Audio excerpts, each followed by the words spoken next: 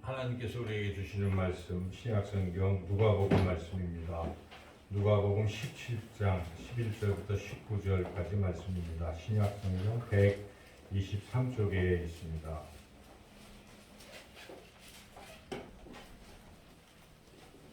누가복음 17장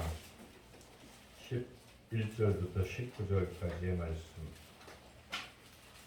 제가 하나님 말씀을 봉독하겠습니다. 예수께서 예루살렘으로 가실 때에 사마리아와 갈릴리 사이로 지나가시다가 한 마을에 들어가시니 나병 환자 10명이 예수를 만나 멀리 서서 소리를 높여 이르되 예수 선생님이여 우리를 불쌍히 여기소서 하거늘 보시고 이르시되 가서 제자들에게 너희 몸을 보이라 하셨더니 그들이 가다가 깨끗함을 받은지라. 그 중에 한 사람이 자기가 나은 것을 보고 큰 소리로 하나님께 영광을 돌리며 돌아와 예수의 발 아래에 엎드려 감사하니 그는 사마리아 사람이라. 예수께서 대답하여 이르시되 10사람이 다 깨끗함을 받지 아니하였느냐? 그 9은 어디 있느냐? 이방인 외에는 하나님께 영광을 돌리러 돌아온 자가 없느냐 하시고 그에게 이르시되 일어나 가라, 내 믿음이 너를 구원하였느니라 하시더라. 아멘. 아멘. 기도하겠습니다.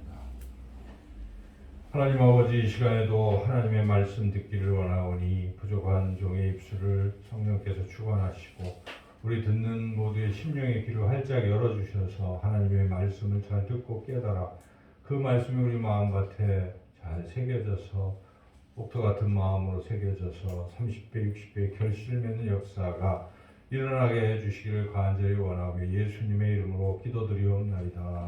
아멘. 우리가 잘 아는 것처럼 영국에서 102명의 청교도들이 신앙의 자유를 찾아서 1620년 11월 21일 날 미국으로 건너갑니다.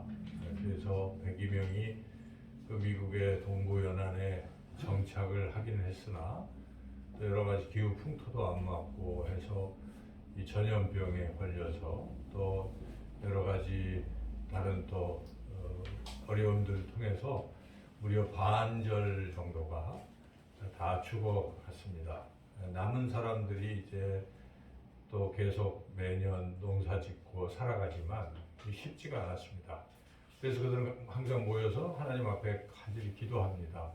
때로는 금식 기도도 하면서 하나님 우리를 도와주십시오 하고 이제 그렇게 기도를 했는데 형편이 별로 나아지지 않는 것입니다. 그래서 몇 년 지났는데 그 해에도 금식을 선포하고 이제 또 기도하자고 하는데 한 사람이 일어나서 제안을 합니다. 우리가 지금까지는 하나님께 이 어려운 상황을 해결해 달라고만 그렇게 기도를 했는데 우리가 좀 생각을 좀 달리 해봅시다. 우리가 하나님께서 어려운 상황에서도 우리를 도와주신 것을 한번 생각해 봅시다.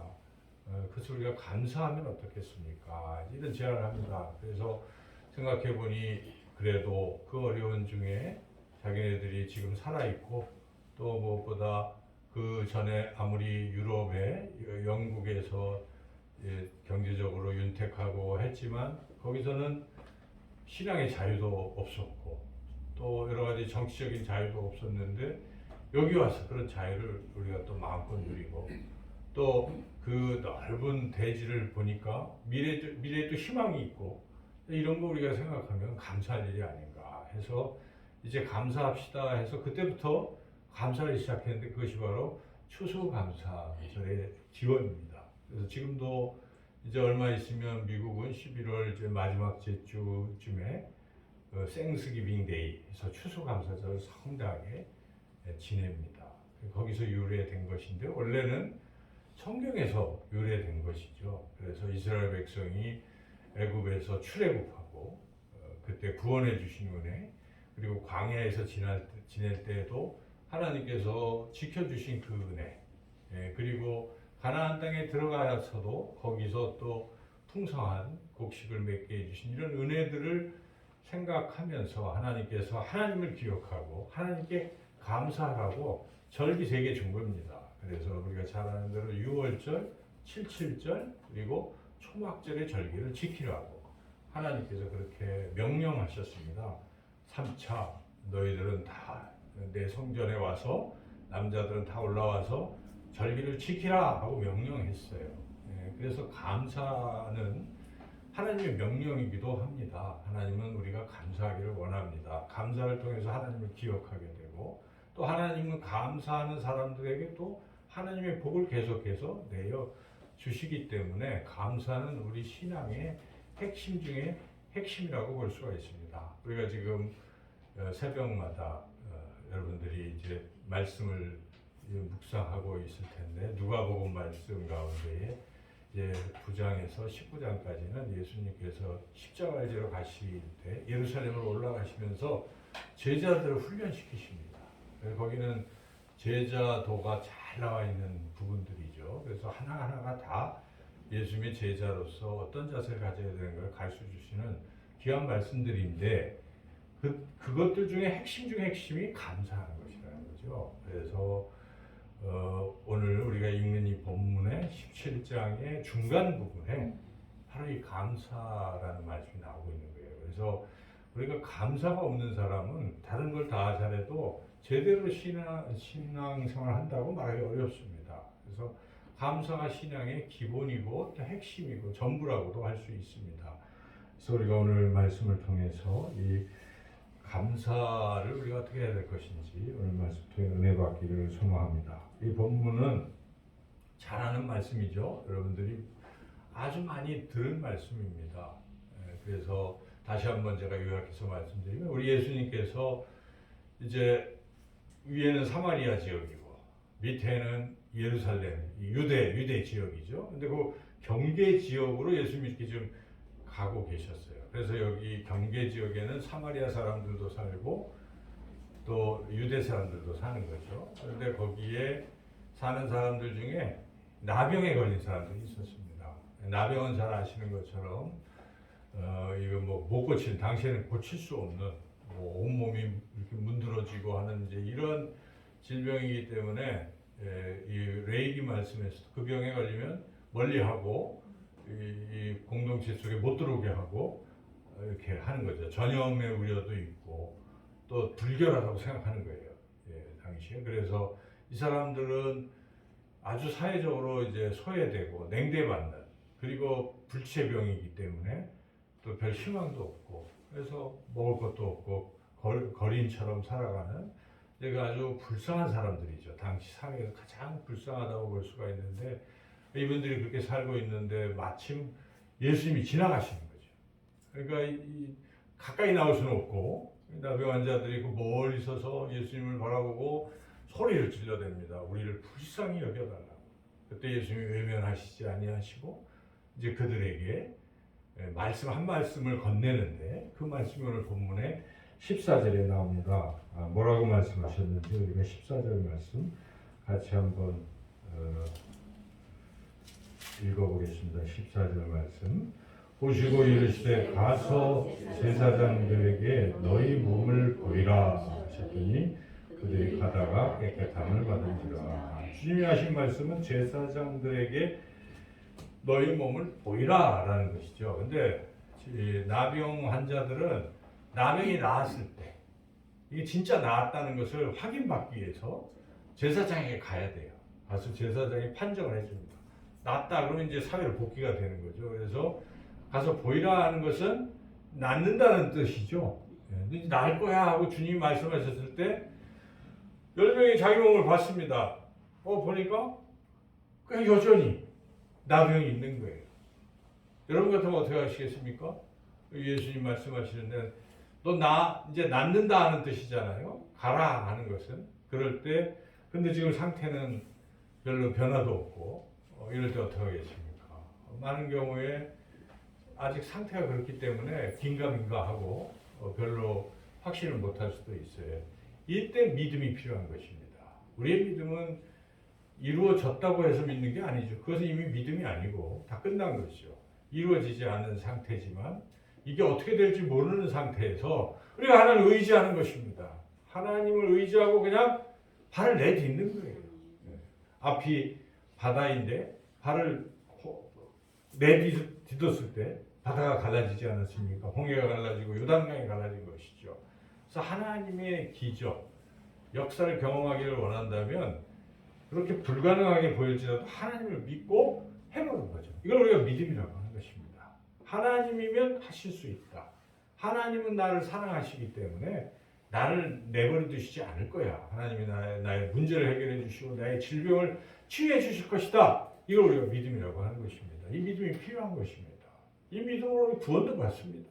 우리는 죄 짓고 우리의 상태로는 하나님과 갈 수가 없는 그런 존재이지만 예수 하나님 말씀하시는 내가 내 아들을 보내서 십자가에 피 흘려 죽었을 때 그걸 믿는 자들은 죄사함을 받는다라고 말씀하시는 것입니다. 어떻게 그럴 수 있을까? 믿는 것이죠. 나 같은 죄인도 하나님 부르시는구나, 사랑하시는구나, 아들까지 내어주셨구나. 그걸 믿고 받아들이면 죄사함을 받는 것이죠. 그걸 우리가 믿음이라고 하는 것입니다. 그래서 우리 신앙에 있으니 믿음이 굉장히 중요한 것입니다. 세상의 상식대로 하는 게 아니에요. 믿음은 그렇게 안 되는 것 같은데 믿는 것입니다. 하나님께서 이스라엘 백성에게 그 난공불락의 여리고 성을 무너뜨리실 때 어떻게 하셨습니까? 그냥 돌로 하고 하셨어요. 뱅뱅 도는데 어떻게 그 성이 무너질까? 안 무너질 것 같은데 믿은 것입니다. 하나님이 말씀하셨으니까. 맨날 돌다 나중에 7번 도니까 와르르 무너진 것입니다. 기적이 일어나는 것이죠. 기적이라는 건 그렇게 일어나는 것입니다. 우리의 믿음을 필요로 합니다. 하나님은 그걸 보시는 것입니다. 우리가 믿어야 돼요. 하나님이 나를 사랑하시고 해결해 주실 거야. 도저히 불가능하더라도 우리가 하늘을 봐야 됩니다. 사방이 다 우겨성을 당해서 나아갈 길이 없어 보이더라도 위를 보면 방법이 있는 것입니다. 하나님을 볼 때에, 하나님을 믿을 때 문제가 해결된다는 것이죠. 이걸 우리가 믿음이라고 하는 것이죠. 그런데 이 10명은 그런 믿음이 있었어요. 그래서 전부 다 가는 겁니다. 제사장의 보이로. 근데 가다가 어떻게 됐습니까? 오늘 보면 가다가 깨끗해졌습니다. 가는 게 필요한 것이에요. 가다가 놀라운 기적을 이들이 다 경험했습니다. 이와 같이 믿음은 기적을 우리에게 가져다 주는 것이죠. 그래서 다 이 믿음이 필요한데 다 10명이 이제 제사장에 보여야 정상적으로 할 수 있으니까 가는 게 당연하죠. 가야죠. 가서 예수님이 가라고 하셨으니까 가는 거예요. 이게 뭐 이상이 있는 것 같지가 않아요. 그런데 가는데 가다가 한 사람이 생각을 달리한 것입니다. 아까 우리가 그 102명 그 갔던 사람들 중에 다 우리가 기도하고 우리 위기에서 벗어나자라고 또 금식기도 하자고 했을 때 한 사람이 생각을 달리했잖아요. 방향전환을 한 것입니다. 이런 사람들이 이 혁명적인 사람이고 창조적인 사람들이죠. 그래서 바꾼 거예요. 이 생각을. 어떻게 바꿨습니까? 이 한 사람은 이게 내가 어떻게 해서 낫게 될지를 생각한 것입니다. 근본을 생각했어요. 누가 낫게 하셨습니까? 하나님께서 예수님을 통해서 고쳐주신 거예요. 그래서 이 사람이 가다가 하나님을 본 것입니다. 하나님께 큰 소리로 영광을 돌렸습니다. 찬양을 했든지 영광을 돌렸어요. 그리고 또 고쳐주신 분이 누구십니까? 예수님이에요. 그래서 거기 가서 제사장에게 보이는 거는 나중에 가서 보여도 되잖아요. 근데 지금 제일 중요한 게 뭘까를 생각한 것입니다. 우선순위를 생각했습니다. 그 무엇입니까? 나를 고쳐주신 그분께 나아가서 내가 감사해야지. 그래서 오던 길로 또 가서 그분의 발밑에 무릎을 꿇고 엎드려서 감사했어요. 저를 고쳐주신 건 너무너무 감사합니다. 이 오늘 본문의 말씀이 그것입니다. 여러분, 우리가 이러한 생각을 가지고 사는 것인가? 우리는 놀라운 사랑과 은혜를 받은 사람들 아니겠습니까? 우리는 다 죄인이라서 죽을 수밖에 없잖아요. 여기 죄 없는 사람이 어디 있겠어요? 다 알고 보면 하나님은 다 아시는 거예요. 겉으로 보기에는 멀쩡해도 속으로는 다 죄를 짓고 있는 것입니다. 그런데 그 모든 죄를 하나님이 용서해 주시겠다고 독생자 예수 그리스도를 십자가에 내어주셔서 그 보혈로 우리의 죄가 다 깨끗함을 받는 것입니다. 이 놀라운 사랑, 은혜를 우리는 받은 사람들이에요. 그래서 그 은혜에 감격해서 우리가 또 살아갑니다. 그러다가도 또 우리가 넘어지죠. 하지만 우리는 이 사랑을 받은 사람들, 은혜를 받은 사람들입니다. 만약 이 은혜를 정말 믿는 사람들이라면 예배를 드릴 때 또는 문득문득 주님을 바라볼 때, 십자가만 봐도 어떤 생각이 들겠습니까? 주님의 사랑이, 저 십자가의 사랑이 나의 죄를 사해 주셨구나 감사하게 되는 것이죠. 마음에 감사가 일어나는 것입니다. 이러한 감사하는 마음으로 하나님께 찬양하고 하나님께 헌신하고 하는 것이 우리의 신앙의 핵심인 것이죠. 그런데 잘 되는 것만 생각하고 하나님의 그 놀라운 사랑과 은혜의 덕을 보는 것만 생각하고 은혜와 사랑을 주신 그 하나님께 시선을 돌리지 않는 사람, 그 하나님께 돌아와 감사하지 않는 믿음이라는 것은 어찌 보면 굉장히 연약하고 자기중심적이고 이기적인 믿음이라고밖에 볼 수가 없습니다. 우리가 세상 사람들끼리 살아갈 때도 그런 여러 부류가 있잖아요. 어떤 분들은 자그마한 것에 은혜를 받아도 나에게 그런 걸 준 사람이 늘 감사하는 마음이에요. 그래서 감사하는 마음으로 전달을 하고 그렇게 살아가는 사람이 있는가 하면 언제 줬는지 새까맣게 잊고 그냥 너무나 당연하게 살아가는. 지금 10명 중에 9명은 그거 생각하는 거예요. 아니 생각해 보십시오. 나병으로 희망도 없던 사람들이 지금 나병이 나았는데 낫게 해주신 그 하나님과 예수님에 대해서 감사를 안 한다는 것은 참 이해할 수 없는 거예요. 그런데 이해할 수가 없는데 이 세상이 그렇다는 것입니다, 여러분. 이 숫자를 우리가 잘 생각해 보면 10명 중에 9명이나 감사 안 했다는 것입니다.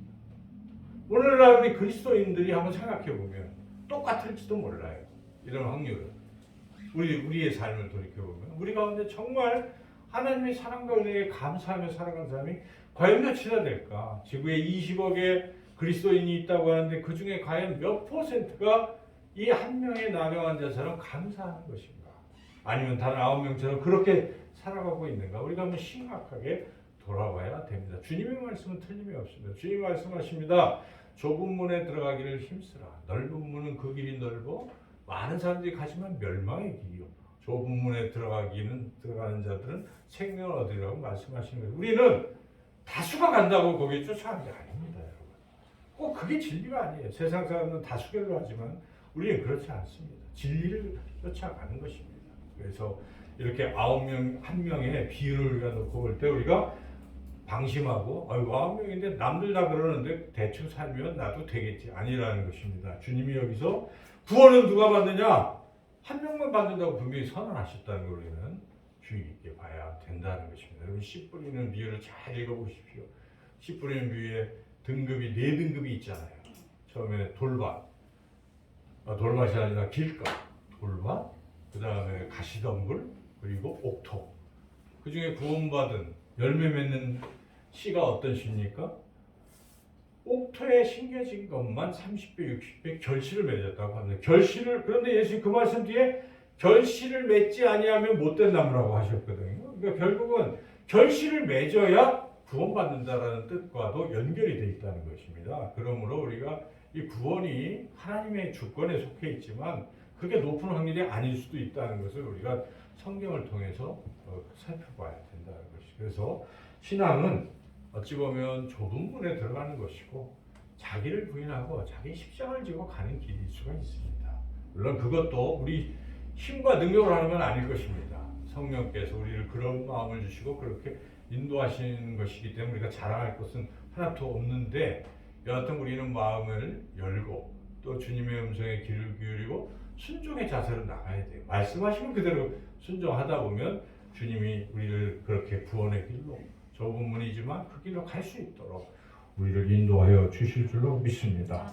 그래서 오늘 이 본문에 등장하는 이 한 사람의 이 나병 환자와 같이 우리의 삶의 우선순위에서 감사할 줄 아는 그런 삶이 되어야 되겠습니다. 우리 추수감사절을 맞이했습니다. 1년에 한 차례, 물론 맥추감사절도 있어서 상반기를 또 한번 우리가 감사 생각해보는 시간도 있는데 해마다 똑같이 이 본문 말씀으로 우리가 또 듣기도 해요. 비슷한 말씀을 늘 들을 것입니다. 그런데 중요한 것은 듣고 그냥 그칠 것인가, 정말 내가 이제는 감사하는 사람이 돼야 되겠다 결단하시고 감사해야 합니다. 그런데 감사는 일회적으로 오늘 추수감사절만 하는 게 아니지 않습니까? 우리가 날마다 모든 일에 장미꽃을 주셔도 감사하는 것이고, 그리고 장미꽃이 도대체 가시를 주셔도, 우리에게 형통함을 주셔도 감사, 또 고난을 주셔도 감사. 왜냐하면 고난을 통해서 하나님께서 우리에게 또 다른 뜻이 있기 때문에 우리가 모든 일을 그저 감사함으로 받으면 감사는 또 다른 감사를 우리에게 주신다는 것을 오늘 본문에 그것을 주님은 분명히 말씀하십니다. 그래서 그렇게 돌아온 그 한 사람 사마리아인의 그러한 감사를 주님이 받으시고 우선 질책하시죠. 17절 읽어보겠습니다. 예수께서 대답하여 이르시되 10사람이 다 깨끗함을 받지 아니하였느냐? 그 9은 어디 있느냐? 그 9은. 이 말씀은 무슨 뜻이냐면 9에 대한 질책이에요. 도대체 감사할 줄 모르는구나 하는 하나님의 탄식, 주님의 탄식이기도 하고 질책입니다. 여러분 이걸 들어야 돼요. 이 많은 말씀 가운데 우리가 늘 은혜 받지만 이 중에 여러분들이 어느 한 절에 이렇게 탁 꽂히는 게 있잖아요. 그 9은 어디 있느냐? 그 9 속에 제가 있었군요. 이런 어떤 마음에 찔림이 있는 사람은 성령의 역사함을 받고 있는 거예요. 지금 말씀을 들으면. 그러나 들어도 똑같이 그렇다면 이거는 안 된다는 것이죠. 그래서 이와 같이 주님이 질책하셨고, 그런데 그 한 사람에게는 놀라운 은혜를 주십니다. 19절 읽어보겠습니다. 그에게 이르시되 일어나 가라, 네 믿음이 너를 구원하였느니라 하시더라. 예, 믿음이라는 것이 앞에 사람들 믿음이 다 있었는데 여기에 네 믿음이라고 좀 다르게 말씀하시는 걸 우리가 주목해야 됩니다. 그 9 사람들이 갖지 않은 믿음, 그건 무엇입니까? 감사하는 믿음이라는 것입니다. 믿음에 감사가 포함되어 있다는 것입니다. 그저 받고 누리고 즐거워하고 그걸로 끝나는 믿음이 아니라 그걸 주신 하나님께 감사할 수 있는, 여기서 여러분 헌신이 나오는 것입니다.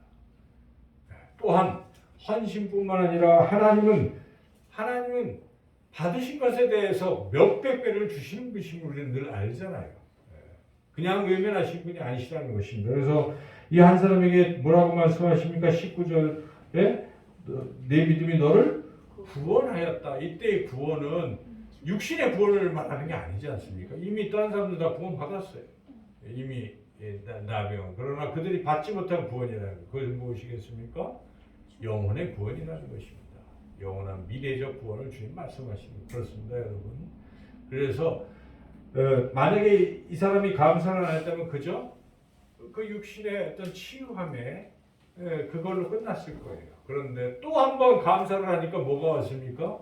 더 크고 놀라운 영혼의 감사가 왔다. 그래서 여기서 우리가 감사를 부른다라고 말할 수 있는 것입니다. 감사하는 사람에게 하나님은 더 큰 감사를 주신다는 것입니다. 촛불에 감사하는 사람에게 달빛을 주시고, 달빛에 감사하는 사람에게 햇빛을 주시고, 햇빛에 감사하는 게 햇빛보다 더 밝은 하나님 나라의 그 꺼지지 않는 영원한 빛을 주신다. 그렇지 않습니까? 그렇습니다, 여러분. 감사는 더 큰 감사를 불러오는 것입니다. 우리가 감사해 보십시오. 자기 삶에 놀라운 간증거리들이 있을 것입니다. 내가 어려운 중에도 하나님께 감사했더니 하나님 나를 이렇게 놀랍게 역사하셨다. 여러분, 감사하셔서 더 큰 은혜를 경험하시고 또 하나님께 더욱 감사하시고 사람들에게 하나님을 증거하시는 저와 여러분 모두가 되시기를 주님의 이름으로 축원합니다. 참 좋으신 하나님 아버지 감사합니다. 9은 어디 있느냐, 그 말씀을 우리가 마음에 또 듣고 주여, 그 사마리아 한 명이 감사했던 사람처럼 하나님 우리가 우리 삶을 돌이켜보며 내게 베풀어 주신 은혜를 더 감사하며 살아갈 수 있는 우리 모두가 되게 하여 주시기를 간절히 원하고 예수님의 이름으로 기도드리옵나이다. 아멘.